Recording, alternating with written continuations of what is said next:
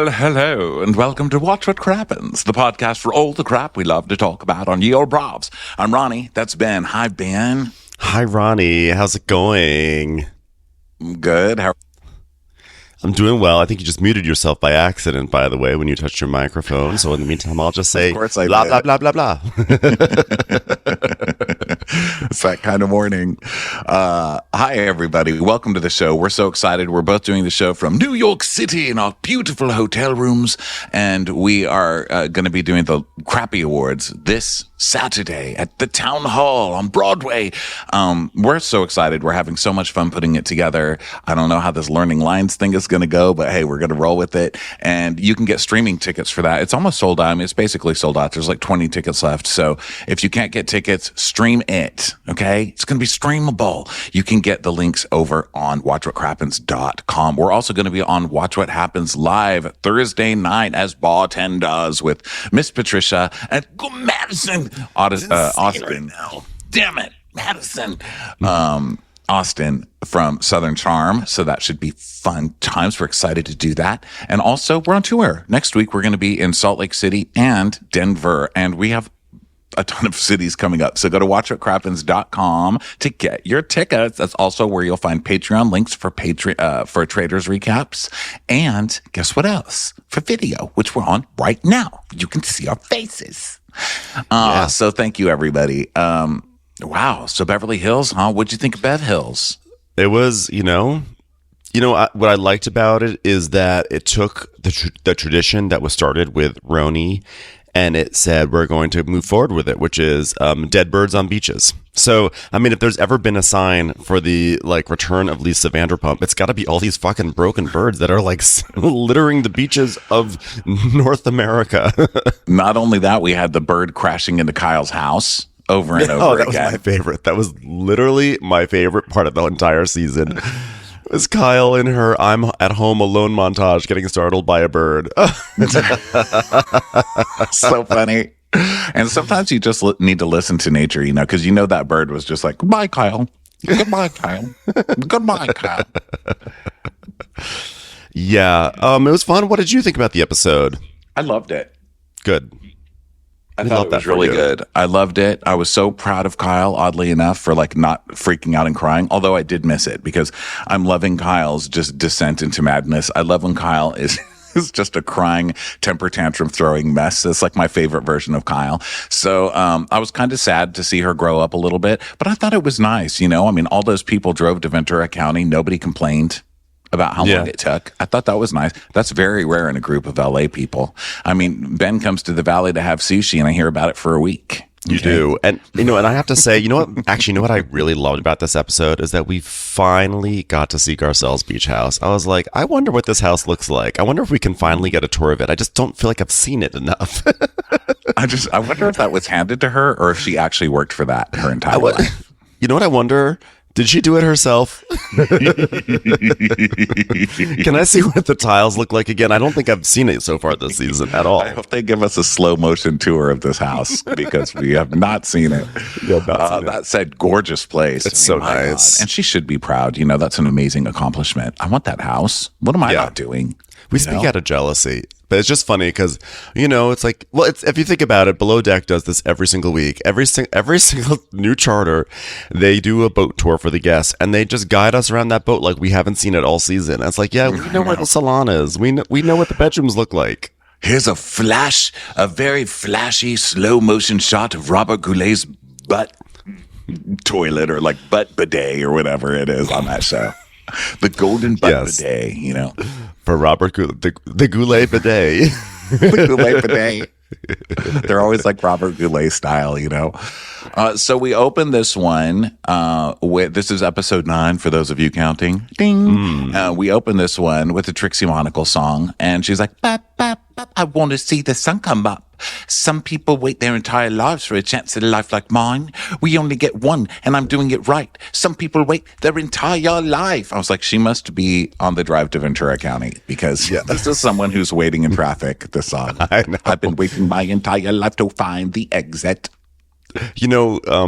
this whole, like, I don't understand what all of this has to do with wanting to see the sun come up. She's like, some people wait an entire life to have a life like mine, a life where you've never seen the sunrise. I know, it's a depressing song, but also it's like girl pop, but it's like, girl, get out of bed, Like the whole thing is just like, will I live another day? I love my life. I could be dead any moment. I love my life. Set your fucking alarm. Wake up an hour earlier. You'll see the sunrise. It's nice, but it's not that, like, it happens literally every day. Yeah. Are you in jail? Are you like in a hole in prison? Like what's happening? I know. We speak with sun privilege right now. Actually, they came to turn down my room last night, and they closed the blinds in here, and I didn't know. And it was completely dark. And I was like, is the world over? I woke up like, has it finally happened? Because I've watched so many end of the world things that everything, it's like the city's on fire. This place is, every bad news that happens, I'm like, okay, well, I guess now's the time. I just kind of brush my teeth because I don't want to get to heaven with dirty teeth, No. And it turns out they just closed the blinds. I had a very depressing morning. So actually the song is speaking to me. I just want to see the sun come up. I was like, just one more time. Please let me do Watch What Happens Live before you take away the sun. So the moral of the story is Trixie Monocle wrote this song while having blackout curtains installed. She's like, no, I want sheer curtains. So we see Kyle. I feel like this happened a lot this episode, where we see this picture of Kyle and Mauricio and the family. And there was like is it in my imagination? Because I watched this like a few days ago, so it's like a little hazy. But like I felt like there were multiple transitions in this episode where they kind of like sliced and diced up this photo and had it go like sliding across the screen. Is that just in my head? I think it's just in your head. But it is what they're doing with Kyle. I mean, every time they show Kyle, they're like, poor Kyle. Kyle's family isn't at home anymore. Like, I get that can be a sad thing. I'm not taking away from that, but she still has like a huge family. Like, she's on the phone with her kids all day, every day. And she's like, look at me, nothing to do. Oh, go on DM and find someone else to date. Like, be quiet, Kyle. I can't. She's acting like she's Miss Havisham. It's like, ma'am, you were like in the prime of your life. Go out, go take a Pilates class, go read a book, go to the library, pick up a hobby, take a cooking class, go to the video store. I know they don't exist anymore, but there is one still in West LA. Go there, find a video, and just do something. Like it's really not that hard. Call Jamie Lee Curtis. You know what I mean? Yeah, pick up the acting. And the way they do it too, I'm like, has this family been kidnapped? Are they being held ransom? Like they just show these like slow pictures of Mauricio, always looking so vacant. I've never seen somebody take pictures looking so vacant so consistently. Yeah. Every time they show a picture of Mauricio, he's just like, well, that's his look. Vacancy is kind of his job, though. It's called real estate. The other thing is slow pictures, and it's like this whole family gone. Kyle only gets to cook dinner for this family 5 nights a week now instead of 7.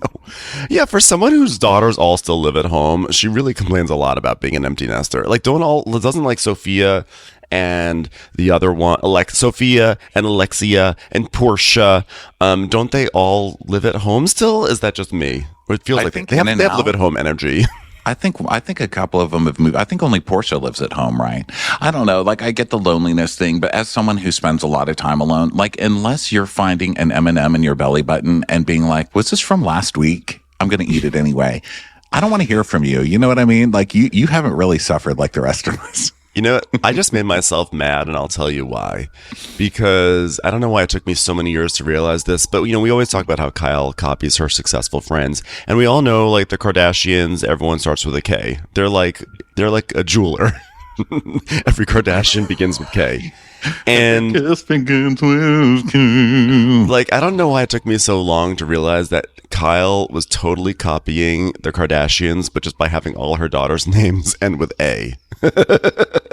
Alexia, Portia, Farrah, Sophia. Well, it's good because whenever your car's broken, you have a AAA to come That's what they had to.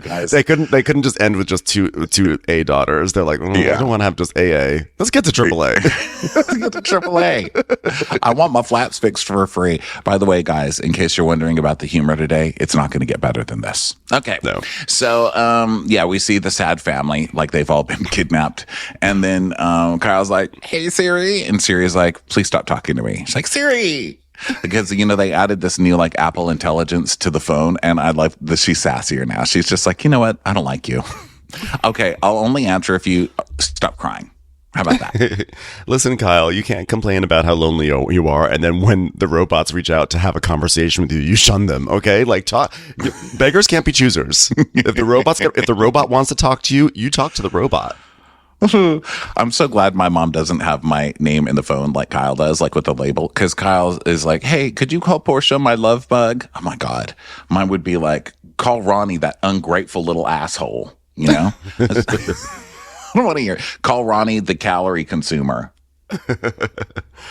So she calls Portia, and while she mixes agave and powder in a bowl, which is like so California.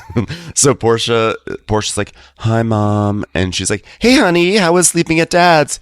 It was good. I didn't have to eat agave and powder for breakfast again. So I was really happy about that. I thought Dad had a stroke or something overnight, but it turns out it was just his regular resting face. And then Kyle's like, the thing about having a big family is that there's always somebody home. But nowadays, there's just so many days where I'm alone at home all by myself. And then we just see a montage of Kyle doing things alone, like moving a chair that time. Remember? That was a big scene. I'm glad they flashed back to that.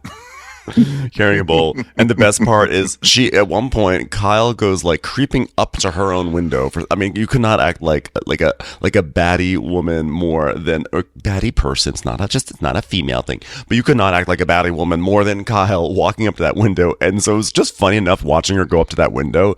But then the fact that a bird came out of nowhere, I was like, it's a Vanderpump fan. The bird's just like, I'm going to get this bitch. I'm going to get it one day.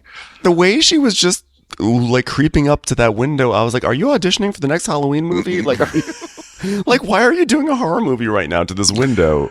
And why are you so depressed that you're trying to fly into Kyle's house of all houses, Oh, like, God. That poor bird.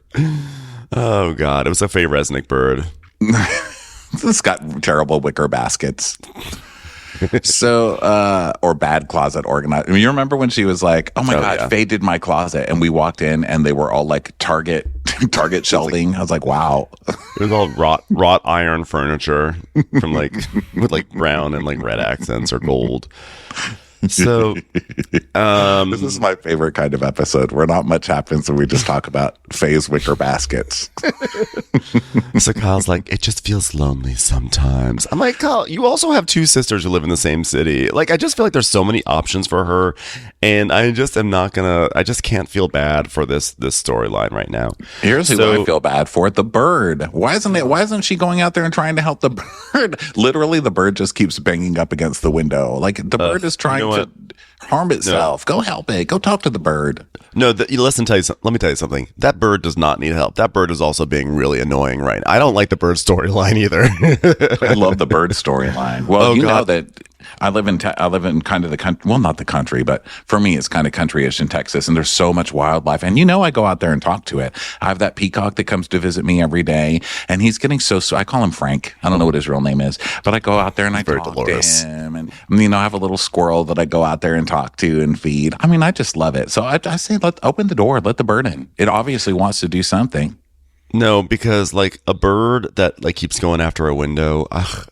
When I was a child, there was this one robin that I tell you, it was like every spring. Robin. it was the most annoying robin. This robin.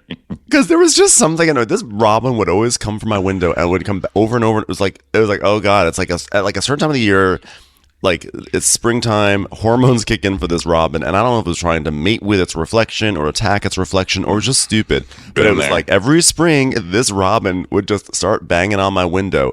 And I don't know, I think the fact that it was a robin just made it all the worse. Like the fact that it was like this bird, you just see this red chested bird that's like, hi. And I mean, like, it would never go away. I remember one time I drew a picture of a skull and put it on the window thinking that would scare it, thinking that like a robin would be scared by the same things that humans are.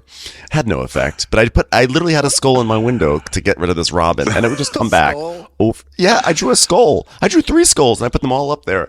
And you should have put like a chicken bone, like when you eat a chicken leg or something, you should have just like hung a little bone there, like warning. People who came to visit our house must have thought I was a deranged child. He's like, why does your son have a picture, like 3 drawings of skulls in his windows? I was like, to scare off the robin. It's tormenting me. Is your son's room poisonous? So we go to, we go back to this conversation with Portia, who does not want to be on the phone with her mother. I mean, Portia, just leave Portia alone. You know what I mean? Like, she's taken enough of your shit, Kyle. Like, just let her live her life. She goes to her dad's one night. You can't just fucking leave her alone. So Portia's like, oh my God. Oh, Kyle, of course, is like, how's your Portia? Because, we bought that for you. So you better answer your fucking phone when I call. Yeah, Kyle's doing some like high level manipulation, which is she buys her daughter an excessively expensive car for the age. It's disproportionate to her age. Like, I think you cannot, like, that car is like $90,000. Again, start with a Nissan or something, a Hyundai, like I don't care what it is, but not a Porsche Cayenne. But anyway, she gets her this car, like, oh my God, you have a car, now you can be independent. And then, of course, that comes with, now I get to guilt you because now you've taken your car and driven away from me. So now I'm going to call and bother you for the rest of your life. Yeah, exactly. That's what I'm saying. It's not fair. So she like calls and reminds her, do you remember the car I bought you? Can I come to lunch with you and your sisters? And Portia's like, well, I'm just supposed to be with my sister. Can I come? I mean, where are you going? Do you know where you're going? Like, in case I want to come? Kyle, if they wanted you to go, they would have told you. You're not invited. And then Kyle at least has the emotional intelligence to be like, I think that they want to talk about the divorce. They want to talk about your crazy ass and how they can block you. Yes. Okay? While keeping their cars. Yeah, Kyle. we need to find something for Kyle. Can we like introduce her to origami or something, or like, just give her something to do with her hands? I'm not sure what it is, but she's spiraling. Yeah, she really is. Commercials. Here comes one right now. So then we see how depressed she is because she walks around with her tea or whatever, her bowl of powder, whatever she's doing.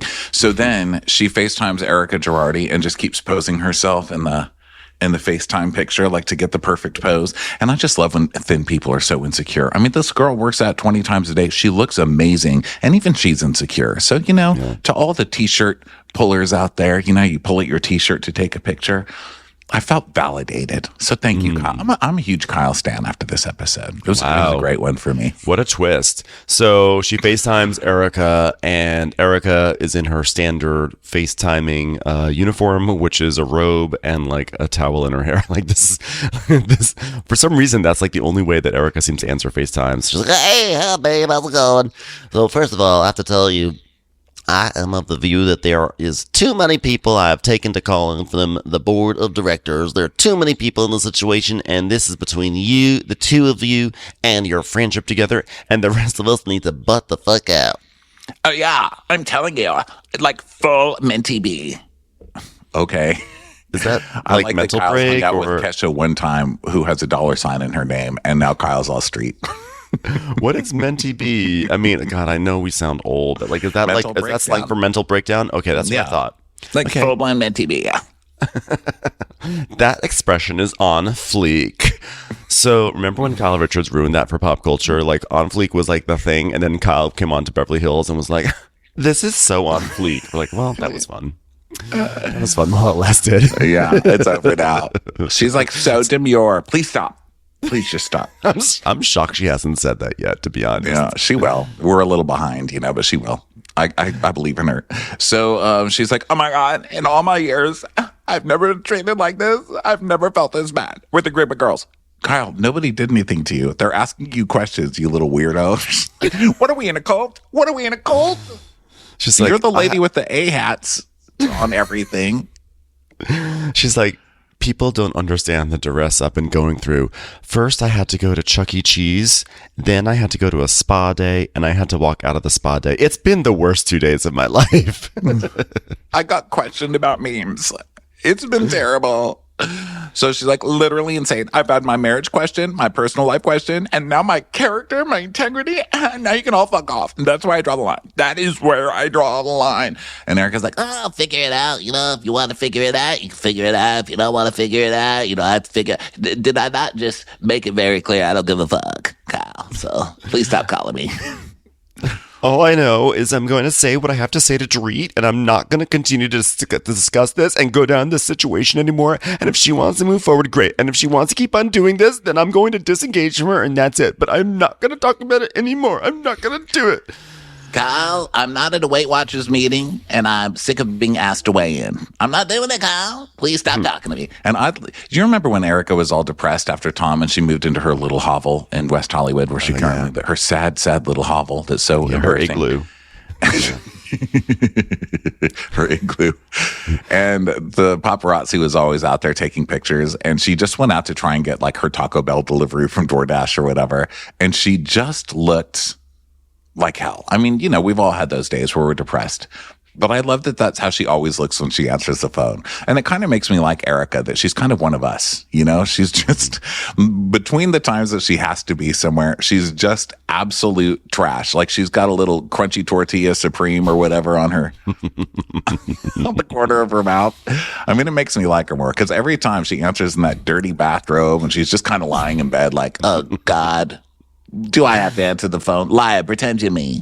Just pretend You're really having a lot of plot twists on this episode so far. You're like, guys, I'm a stan of Kyle now. Erica, she's one of us. I think I love her. This is huge. I like also, and then, but I'll go with that. Erica's so funny because she's like, they're talking and she goes, I will leave you with this. Who says that in a phone call? That's like what you say. That's what you say when you sign off on the news or something. And she's like, Kyle, I will leave you with this. if you two come to some resolution, that's between y'all. All of us weighing in is bullshit. Good night and good luck. I like it because she told Kyle 20 times she doesn't want to talk about it, and Kyle won't stop talking about it. So she's like, I'll leave you with this, stupid. It's done. I said good day, sir. I said good day. So Kyle just sighs. She's And like, then- oh, here I am, alone again. The sound of silence. Boom. And a bird just like slams into the window. I feel like that bird, if you really think about it, it's probably like a carrier pigeon that Kathy sent. She's like, oh, I think Kyle would like this. I'm going to send a note with a carrier pigeon. She's like, oh my God, the bird's trying to get me. So the bird is holding like a little scroll. Kyle opens it, and it's a drawing of Kathy at lunch with her daughters. She's like, damn it, you haven't invited Kathy. It's the latest song from Morgan Wade. Kyle, I was trying to be real discreet and getting you a message.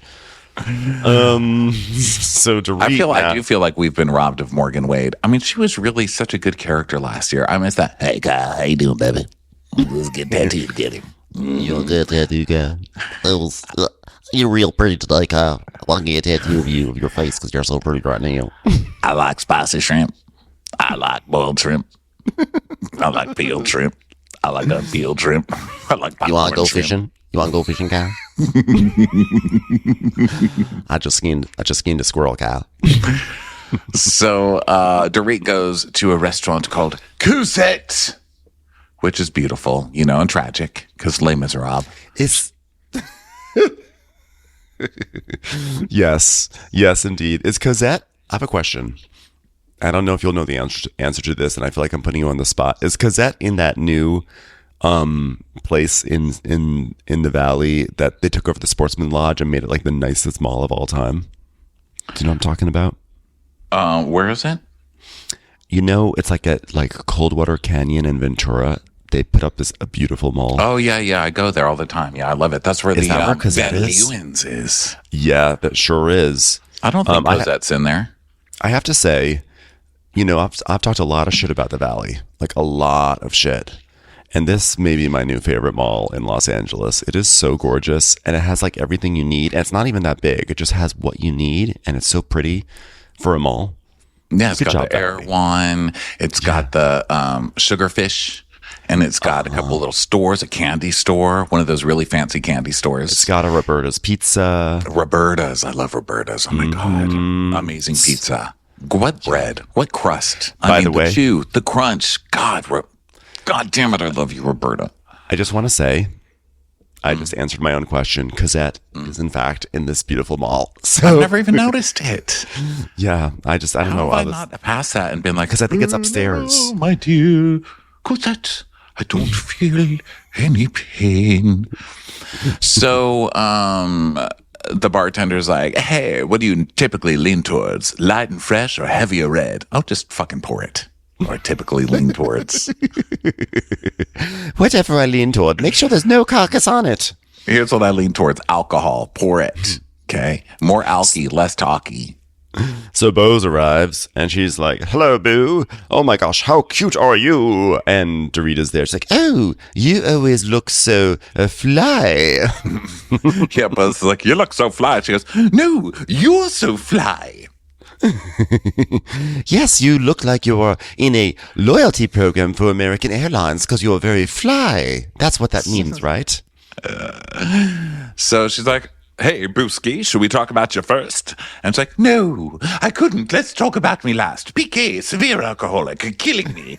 Let me tell you, a life with not only a moderate alcoholic, but a severe one. I just can't, Bose. I really can't. What do I tell Jiggy? You know, it's absolutely terrible seeing what alcohol has done to him. Anyway, cheers to you and me. Let's drink these alcoholic drinks. So,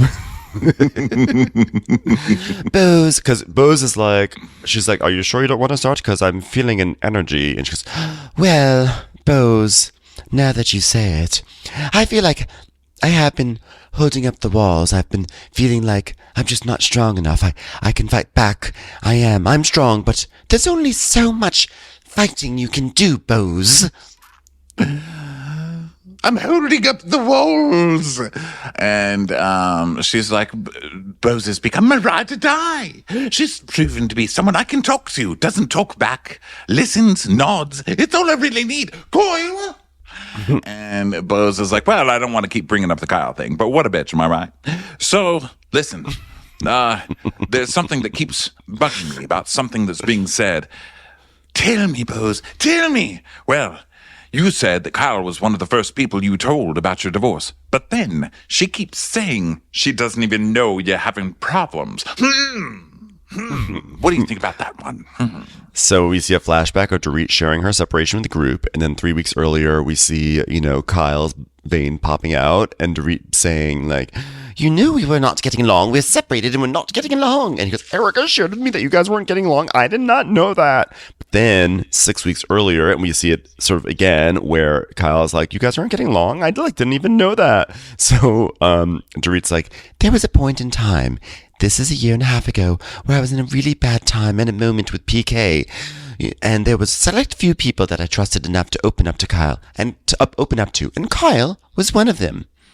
And so then we see a flashback where she opened it up to Kyle. And she's like, PK has been spending so much time in London. I feel like we're not connected. I feel like my arms are up. There's a roof on it. I'm holding up the house, Kyle. And look, in Kyle's defense, because I'm a huge Kyle stan now, Kyle just doesn't listen to anything. And we've known that for years. Remember when she didn't know who Nanny K was? Lex is like, I've been raised by Nanny K. Nanny K, basically my mother. Nanny K died. Who's that? Who? Kyle. So bad. And then Kyle, yeah, because, Dorit has this whole thing about, like, I feel like we're disconnected. I'm, like, worried about our relationship. And Kyle's like, oh, yeah, I've had those thoughts. I think it's normal to have those thoughts. It was, like, this kind of generic line to say, yeah, don't worry about it. Don't worry about it. You're fine. You're fine. Dorit's like, she was well aware. So Bose tells us, Kyle continues to lie. She's lying about the depth of her relationship with PK and what she's saying about Dorit, and she's clearly lying about the depth of her knowledge about what's going on with PK and Dorit's marriage, and if Kyle is afraid of looking bad, she's looking worse now. Can I tell you, Bo's coming for Kyle in season 1 is so nice. It's so refreshing. It really is nice. And so she's like, well, the day PK and I decided to separate, there was a room, there were walls, there were my arms holding up a roof. And under that roof was PK, his sponsor, which is a bag of Pringles, and me. And that bag of Pringles said, we're getting separated. I'd never even known before that Pringle told me.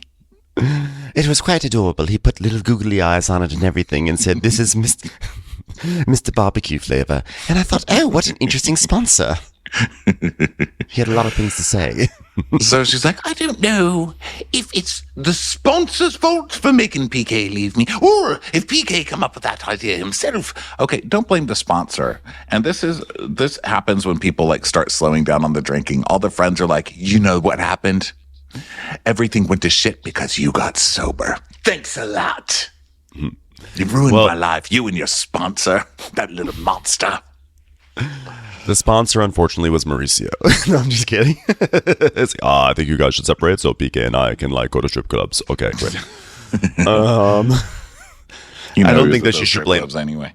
She shouldn't blame the sponsor either, because the sponsor only knows what PK tells him or her, and so they have a totally skewed view. And it's weird that the sponsor was there for this conversation. I don't know, maybe that is like in a tough conversation if you're in recovery and you're relatively new to it, maybe it is normal to have a sponsor there. I just feel like the sponsor should be maybe there for you. Okay, I'm talking out of my ass, but I don't really care. I feel like the sponsor should be there for you to catch you if you're like you're struggling in that moment. The sponsor, I don't feel like, should be there for you to mediate your relationship with your wife. The sponsor should not be living your life for you. The sponsor should not be breaking up with your wife for you. That's crazy.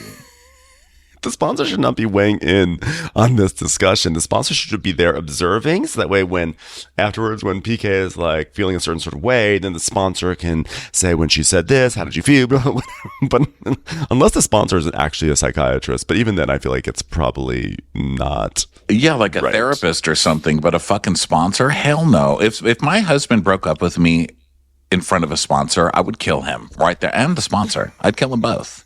I'd choke those Pringles. Now, maybe she meant that PK literally got like a sponsor. Like he got like a FabFitFun box. It's like there was a representative there from FabFitFun, and he said the best thing for his brand would be to have a divorce. We love our FabFitFun over here. I'd do it. Now, if I got broken up with by a FabFitFun box, I'd take it. I'd be like, oh my God, is this a cinnamon candle? Okay, you can go. Babe, but thanks for all the great years. I love this scarf. I'm gonna put it out for you real simply, babe. I've got a new sponsorship. Here's how I feel. I'm feeling fab. I'm feeling fit. I'm not feeling fun, babe. So unfortunately, I gotta get the fun back. So we're gonna have to separate. Well, I'd like a FabFitFun box too. I'm the influencer in the. I got you a FabFitFun box. Open it up. All right. Divorce papers. That's right. The sponsor's like, nailed it, batch. From the law firm of Fab, Fit, and Fun. Esquire. Attorneys at law. So she's, Bose is like, what a burden for you to absorb, put up with, defend all the things going on, and him for that to be the payback. I spent all these years protecting you, pretending for you, and now you want to tell me we should take some time apart? Give me back all those years. How about that? Give me back all those years. Now that's who you want there when you're getting a separation. I want Bose to do it for me. You want that person to do that. I've had it with you. I've added up your hours. They barely come to 40. And what are you doing? Out there taking a cigarette break? We're done. This marriage is over. I've come up with paper clips. I've come up with folder clips. I'm trying to think of things that she could have marketed, and I'm really failing. Paper clips and folder clips. What even is a folder clip?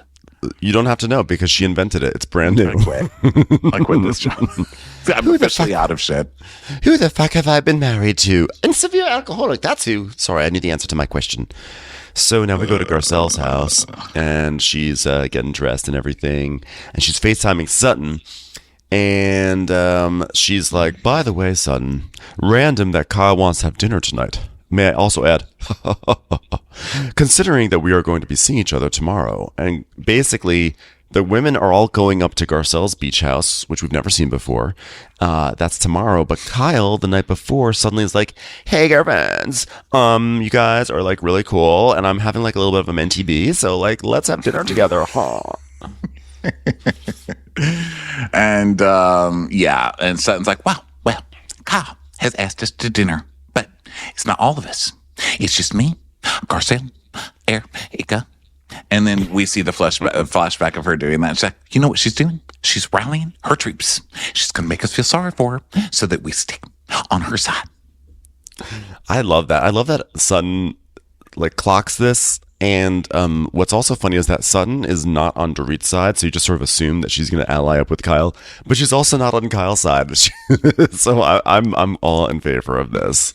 I love Sutton's just, burning it all down this season, because they show in the preview of coming up, and Sutton just becomes the ultimate villain of the season, and I love it. I feel like that's her rightful place, Someone just told me, I cannot remember who said it, maybe told both of us. I literally cannot remember, but someone told us, I think, like, oh, I know someone who used to work for Sutton, and she was awful, more awful than you can imagine. I was like, yeah, that's why we love her. Like, you think we don't watch the show? We see the show. This is every single thing that I love about Sutton. I know that she's got to be a monster to work for, and that is like the best. Just the way her eyes flash when she changes her, when she starts getting mad about something or she gets defensive, her eyes literally glaze over and they just go into that little squint, and I'm little southern laser is going to come out of there and get you. They're going to get you. So she's like, Garcelle's like, well, every time we talk about the text, she's just so riled up about it. I mean, how do you think Erica feels about this? And she's like, well, Erica's going to be like, well, I don't care about the text. If you want to run off, just run off. I don't give a fuck. And I thought that was actually a pretty good Erica that she did. Sutton did a good Erica, and she pretty much summed up, it was a good Erica both in terms of voice and content. Yeah. So Kyle does what she does best to make herself feel comfortable. She goes to a place that's decorated like Lisa Vanderpump's living room. Yes. And it's this place with just giant pink flowers hanging everywhere, because that's Kyle's thing. And so they go to the restaurant, and she orders an oat milk vanilla latte. I don't know why that's important to me, but you know what? I'm over oat milk. I've just had it. I'm back to just regular milk. I've had it. I'm sorry. I'm sick of trying to pretend that this is all great.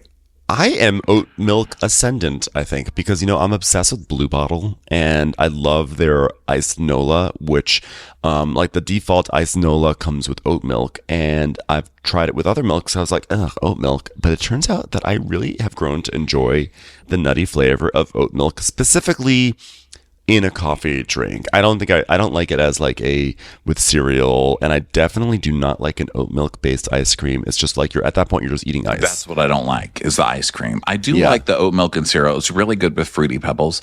I mean, here's my thing. I'm sick of like substituting things I don't need to. You know what I mean? Like, I'm fine with half and half. I like half and half. It's the creamiest. Like, why am I trying to have something to compete with half and half? You can't beat half and half. I mean, if it's a street fight, half and half is going to kick oatmeal's ass. No, oat milk. I have a question, Ronnie. This is going to come back to the half and half. What do you think is the most romantic food you could find in your refrigerator? Butter. Why is that? I don't know. It just felt romantic. I love butter. I mean, butter makes everything good, right? I feel like butter is like the perfect thing to date. It makes everything taste good. It stays hard. And then it gets soft when you're done with it. And then otherwise, I mean, it just makes everything taste delicious. It can make meat taste good. It can make vegetables taste good. It's good on its own if you're drunk.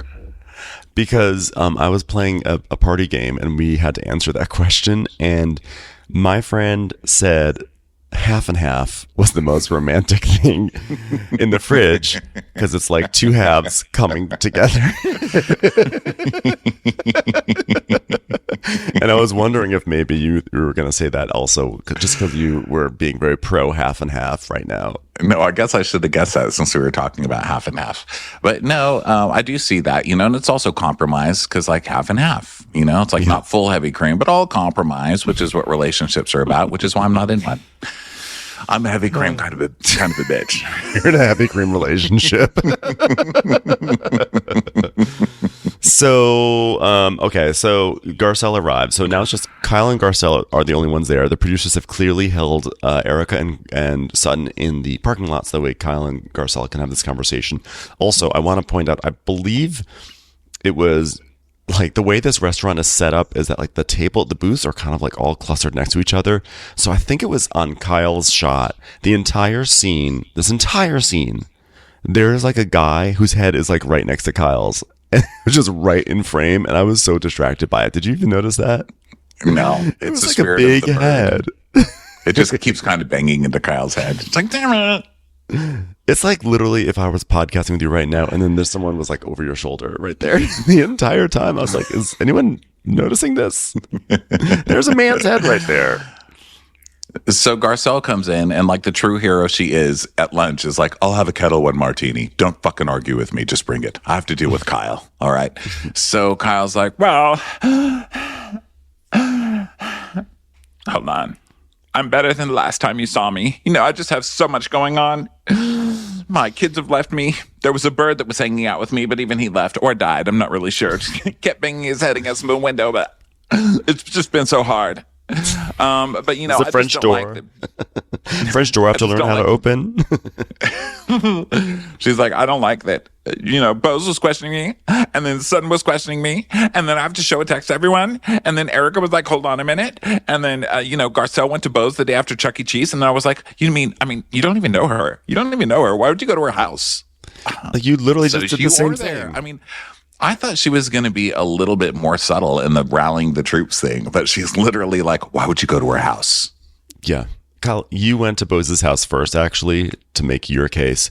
Also, Kyle, you sitting down being like, I just have like a lot going on. No, you don't. We just saw you getting scared by the bird. You're walking around with your agave and powder bowl through your house from room to room, getting startled by birds outside. You have nothing going on. That's your whole storyline, is that you have an empty nest, you're alone, and you're trying to tag along to your 16-year-old daughter's lunch date. So please stop trying to act like you are like really like weighed down with so much. Yeah. You know, schedule-wise. Garcelle's like, well, I don't feel like me sharing that information was a violation to Kyle or a betrayal to Kyle. Kyle at Chuck E. Cheese read the text aloud, and that's a sentence I never thought I'd say. But here we are, and let me just add something. Wow.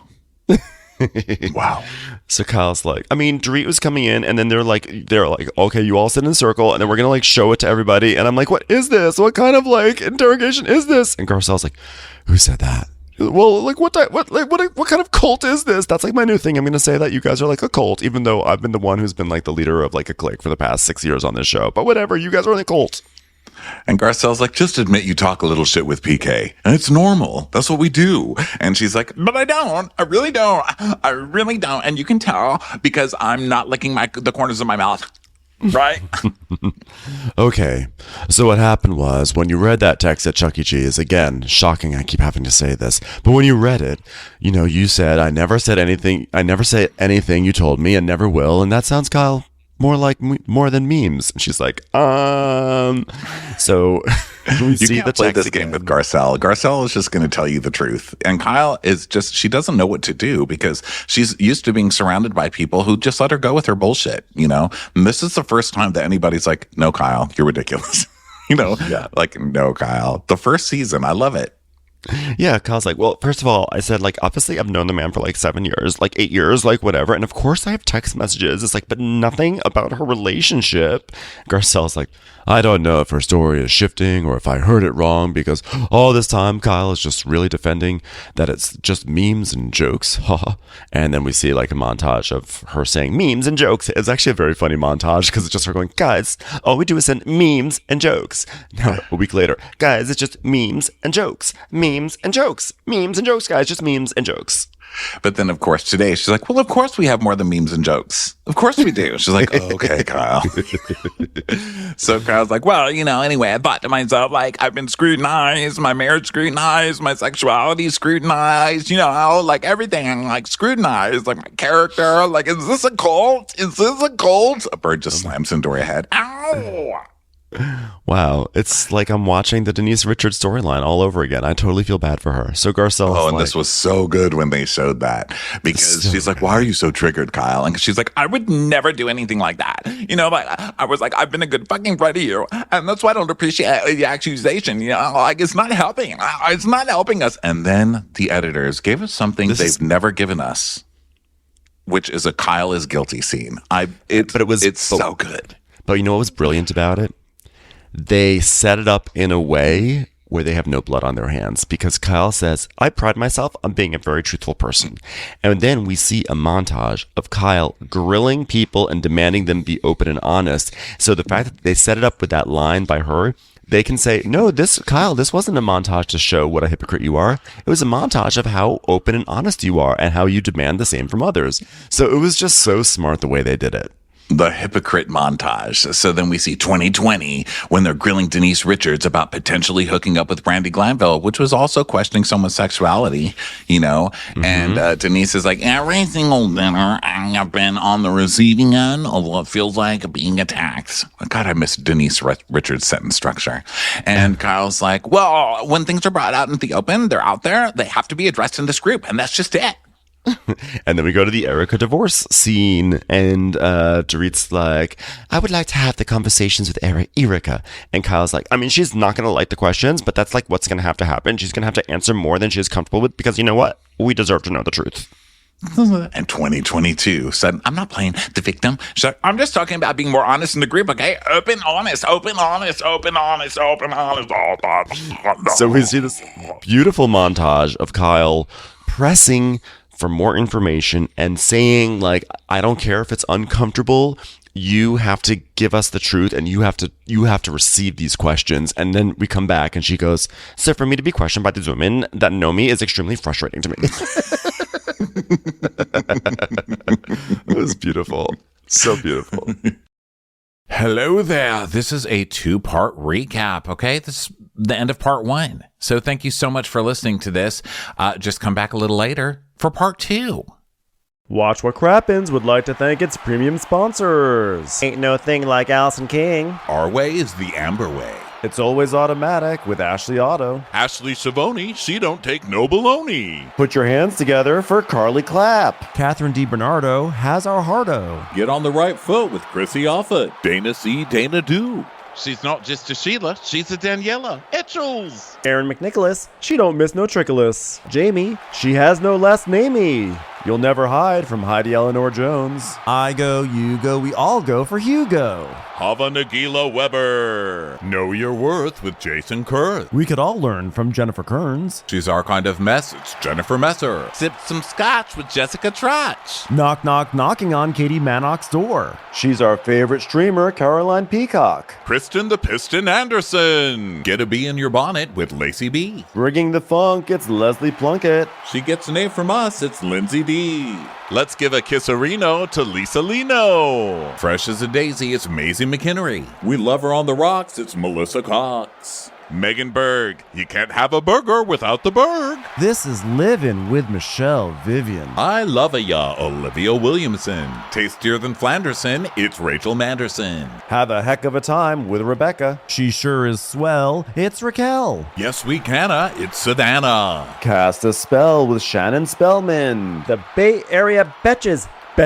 And our super premium sponsors. She's VVIP, it's Amanda V. Somebody get us 10 cc's of Betsy MD. She's got a leg up. It's Beth Ani. We're taking the gold with Brenda Silva. Don't get salty with Christine Pepper. Can't have a meal without the Emily Sides. Nobody holds a candle to Jamie Kendall. We got our wish, it's Jen Plish. She's not harsh, she's Jill Hirsch. She's a little bit loony. Junie. My favorite Murdo, Karen McMurdo. We love him madly, it's Kyle Pod Shadley. Let's go on a bender with Lauren Fender. We're ride or die for Lisa Ryder Barron. She's a whiz, it's Liz Sarthy. Always killing it, it's Lola Alkalani. The incredible edible Matthews sisters. She eases our woes, it's Melissa St. Rose. Give him hell, Miss Noel. Put on a kettle for Rebecca Weddle. She's the queen bee, it's Sarah Lemke. Shannon, out of a cannon, Anthony. Let's take off with Tamla Plain. She ain't no shrinking Violet Couture. We love you guys.